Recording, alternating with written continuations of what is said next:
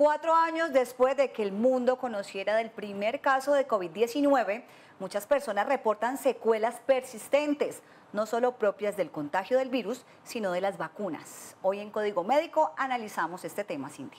Jorge Salazar es un médico intensivista, magíster en epidemiología, que no solo batalló contra el COVID-19 para recuperar a sus pacientes, sino que él mismo tuvo que enfrentar la enfermedad que además puso en riesgo su vida. Médico, buenos días, bienvenido. Buenos días, mucho gusto en participar del programa. Pues médico, lo primero, ¿cuáles son esas secuelas que más refieren hoy los colombianos? Lo que pasa es que depende de la acción donde se produjo el efecto del coronavirus. Hay un efecto más neurológico, otro más gastrointestinal, otro más muscular y otro más pulmonar. Dependiendo de cómo era el paciente antes de que le diera la enfermedad, su estado nutricional y su estado inmunológico, él presenta una lesión por el coronavirus que frecuentemente ingresa por la rinofaringe y de ahí se distribuye para el organismo. Dependiendo de las defensas que tenga el paciente, se presentan las acciones. Me fascina mucho la pregunta que me hace por la siguiente razón. Nosotros como intensivistas estuvimos manejando a los pacientes y muchos de esos pacientes fallecían, pero los que quedaban vivos tenían grandes problemas y secuelas. La gente se escandaliza cuando la secuela es que el paciente no puede respirar y está pegado a un tanque de oxígeno, cuando el paciente tiene una falla cardíaca y tiene que ser manejado en una unidad de cuidado intensivo. Pero no se da cuenta de las otras secuelas que, a pesar de que la gente cree que son menores, son muy frecuentes.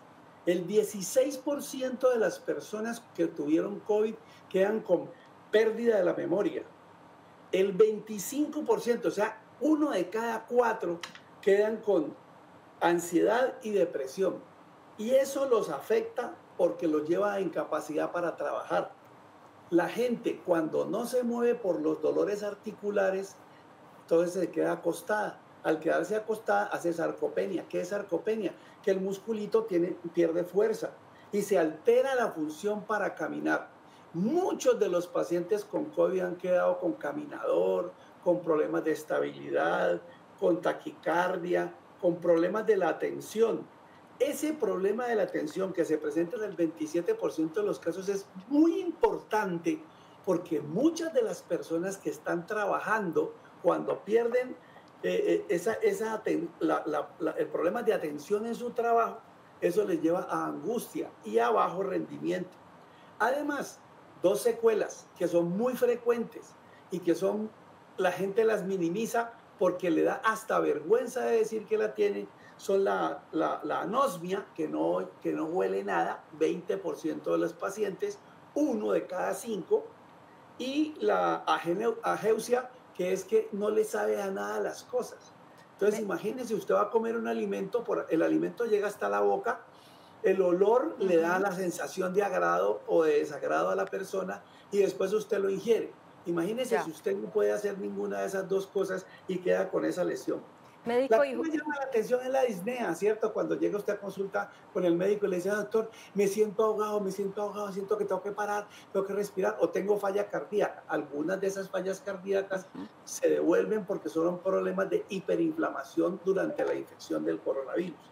Médico, y justamente, qué pena que lo interrumpo, justamente todos esos síntomas que usted nos está reportando coinciden con los que nos dicen nuestros televidentes y usuarios de las plataformas digitales que están respondiendo a esta pregunta, pero quiero que hablemos también puntualmente de las secuelas de las vacunas. Es un debate que ha estado muy presente, 4 años después todavía seguimos hablando de eso. ¿Qué secuelas o qué efectos dejan las vacunas? El problema de las vacunas es que cuando se empezaron a utilizar no se habían probado completamente. Entonces empezamos a hacer un ensayo o error. Te pongo la vacuna y mira a ver cómo funcionas. Algunas de las personas les fue bien, algunas de las personas les fue mal. ¿Por qué? Porque el problema inmunológico es propio de cada persona. Como yo manejo mi inmunidad es diferente a la inmunidad que maneja otra persona. Entonces a mí puede que no me dé absolutamente nada con la vacuna, pero otro con la vacuna le puede dar un síndrome de Guillain-Barré o una respuesta inflamatoria neurológica, gastrointestinal o pulmonar muy severa. Muchos de los pacientes mayores de 80 años no tienen cómo, o de 60 años, no tienen cómo regular la respuesta inflamatoria pulmonar. Y eso fue lo que más llevó a gente a que entre los 20 y los 60 años fueran intubados y conectados a un ventilador mecánico para poderlos ayudar. Esas secuelas tan severas se vuelven y se minimizan cuando el paciente se mejora, pero queda con una cosa que es supremamente incómoda, que es la tos.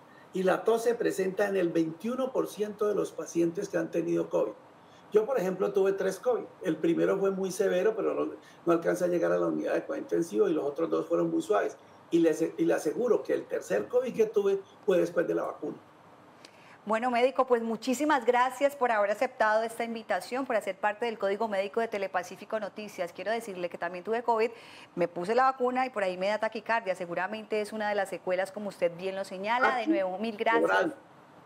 Cualquiera de las dos, taqui o bradi. O sea, taquicardia, que la frecuencia sube mucho, y bradicardia, que la frecuencia baja. Y esa sensación de bradicardia es una sensación muy maluca en el paciente.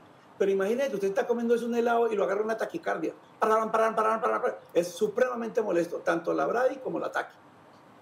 Muy bien, muchísimas gracias de nuevo. Médico Jorge Salazar, intensivista, gracias por haber aceptado esta comunicación. Feliz resto de día. Con mucho gusto, gracias a ustedes.